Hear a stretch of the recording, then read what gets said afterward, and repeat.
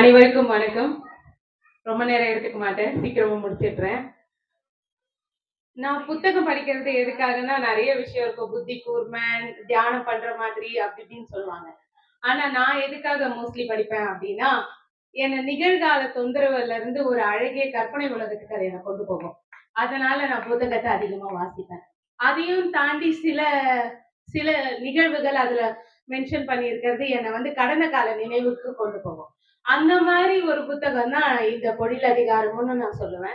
ஏன்னா அதுல அக்கா எழுதியிருப்பாங்க, ஒரு பட்டாசு வெடிச்ச சவுண்டு கேட்டு அந்த பொழில் வந்து அக்கா பின்னாடி தேடி வருவான் அப்படின்ற மாதிரி. எங்க வீடு வேட்டவளத்துல மெயின் பஜார்ல இருக்கும். நான் சின்ன வயசா இருக்கும் போது அப்ப எதிர்க்க வந்து ஒரு லாட்டரி இருக்கும். அப்பெல்லாம் லாட்டரி இருக்கும். அதுல தினம் வந்து பட்டாசு வெடிச்சு கொண்டாடுவாங்க. அப்ப எப்ப பட்டாசு வெடிச்சாலும் பஜார்ல இருக்க எங்க அப்பா என்னை தேடி என்கிட்ட வந்துருவாரு. ஏன்னா நான் ரொம்ப பயந்த சுபாவம். இத நீங்க எல்லாம் நம்பிதான் ஆகணும். நான் கொஞ்சம் பயந்த சுபாவம். எங்க இருந்தாலும் எங்க அப்பா என்னை தேடி வந்துருவாரு, என்னை அணைச்சுப்பாரு. அந்த ஒரு இதுல இந்த புத்தகத்துல இருக்க நிறைய கவிதைகளை நான் படிக்கும்போது நானும் ஒரு பொழிலாவே நான் மாறிட்டேன். இதை தாண்டி இந்த புத்தகம் நான் எங்க அம்மாவுக்கும் கொடுத்துட்டு இருந்தேன், படிச்சுட்டு இருந்தாங்க. ஒரு 20வது கவிதை எல்லாம் அவங்க கண்ணு கலங்கி அவங்க சொன்ன வார்த்தை, அவங்க எப்பயும் என்கிட்ட ஜாலியா சொல்லுவாங்க, சொன்ன வார்த்தை, மறுபடியும் நீ என் வயிற்றுக்குள்ளேயே போயிடுறியா, நீ இந்த கஷ்டம் எல்லாம் பட வேணாம் இந்த வாழ்க்கையில அப்படின்னு சொல்லி கண்ணு கலங்கி சொன்னாங்க. சோ அப்ப எனக்கு ஒரு விஷயம் என்ன புரிஞ்சதுன்னா, இந்த புத்தகத்தை படிக்கும் போது நான் ரொம்ப சந்தோஷத்துல, உணர்ச்சியில ரொம்ப ஜாலியா இருந்தேன். ஏன்னா அப்ப நான் பொழிலா இருந்திருக்கேன். எங்க அம்மாக்கு அது எல்லாமே வந்து தாய்மை உணர்வோட பெண்ணோட இருந்தது. அதனாலதான் அவங்க கண்ணு கலங்குச்சுன்னு நான் நம்புறேன். இதை தாண்டி இந்த புத்தகத்துல நிறைய உணர்வுகள் இருக்கு.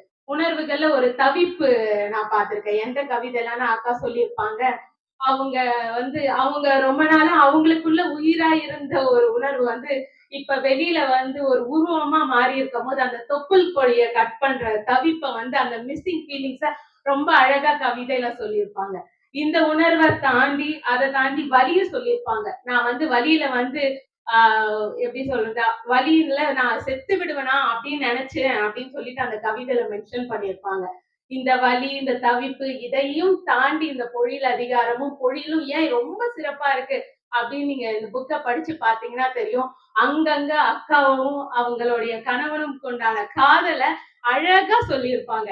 அதுக்கு எக்ஸாம்பிள் வந்து முதல்ல என்ன சொல்லியிருப்பாங்கன்னா, என்னுடைய குழந்தைக்கு பொழில்னு நான் வைக்கிறதுக்கு முன்னாடி முதல் பெயர் வந்து காதலன் தான் நான் வச்சேன் அப்படின்றத அழகா சொல்லியிருப்பாங்க. அதை தாண்டி கற்பனையில அவங்க சொல்லும் போது என்ன சொல்லியிருப்பாங்கன்னா, அந்த குழந்தை வந்து நான் அவங்க அப்பாவின் முக சாயலை பார்த்தேன். எப்ப அவங்க பிரெக்னெண்டா பிரசவமா இருக்கும் போதே சொல்லியிருப்பாங்க. அந்த கற்பனையில கூட அவர்களின் கணவனுடைய சாயல் தான் அந்த முகத்துல தெரிஞ்சிருக்கு. அந்த ஒரு இன்னொரு கவிதை அதையும் தாண்டி, என் பாதி அவன், அவன் அறை நான், எங்களின் மொத்தம் நீ அப்படின்னு சொல்லியிருப்பாங்க. இது காதலை உணர்கிற எவ்வளவு இது ரொம்ப சிம்பிளா இருந்தாலும் இந்த கவிதை வந்து நான் என்ன பண்றேன், காதலோட உச்சமா நான் பாக்குறேன். இது வந்து நான் ஒரு கவிஞனா இதை நான் ரொம்ப அழகா பார்த்தாலும் ஒரு பெண்ணா லைட்டா பொறாமையாவும் பாக்குறேன். இப்படி ஒரு காதலுக்கு நான் சொந்தக்காரி ஆகலன்னு. இதை தாண்டி ஒரு முக்கியமான கவிதை என்னன்னா, ஆஹ் உன் அப்பாவிற்கு பிறகு நான் முழுதும் என் முகம் பார்த்தும் சலிக்காத இன்னொரு காதலன் நீ எனக்கு அப்படின்னு சொல்லியிருப்பாங்க. எல்லா குழந்தையும் அவங்க அம்மாவை வந்து நாள் பூரா சலிக்காம பார்க்க முடியும். அது எல்லா குழந்தைக்கும் உண்டு. இது அங்க நான் இது பெருசா எனக்கு தெரியல. எது எனக்கு ரொம்ப பெருசா தெரிஞ்சதுன்னா, அவங்க கணவன் தான் இவங்க முகத்தை நாள் பூரா சலிக்காம பாக்குறாங்க. இன்னைக்கு யார் வீட்டுலன்னா முதல்ல கணவர் நாள் பூரா பொண்டாட்டி கூட இருக்க முடியல. ஆனா அண்ணா வந்து அக்காவை வந்து நாள் பூரா பார்த்திருக்காங்க. அந்த ஒரு அழகிய காதலாலதான் இந்த பொழிலும் ரொம்ப சிறப்பா தெரிகிறான். பொழில் அதிகாரமும் ரொம்ப சிறப்பானதா இவ்வளவு பெரிய படைப்பை எடுத்துருக்குன்னு நான் பாக்குறேன். இதை தாண்டி நான் வந்து பொழில ரொம்ப அலங்கரிச்ச நிறைய உறவுகளுக்கு இந்த கவிதை புக்ல வந்து அவங்க வந்து மரியாதை செலுத்திருப்பாங்க. தாத்தா, பாட்டி, அவங்களோட முக சாயல், டாக்டர் கிட்ட வந்து அவங்க அம்மாவோட முக சாயலை பார்த்திருப்பாங்க. அவங்க அம்மா முதல்ல அந்த குழந்தைய வாங்கும் போது என்ன நான் பாக்குற மாதிரி நிறைய வந்து ஒப்பீடுகள் வந்து உறவுகளை அழகா சொல்லியிருப்பாங்க.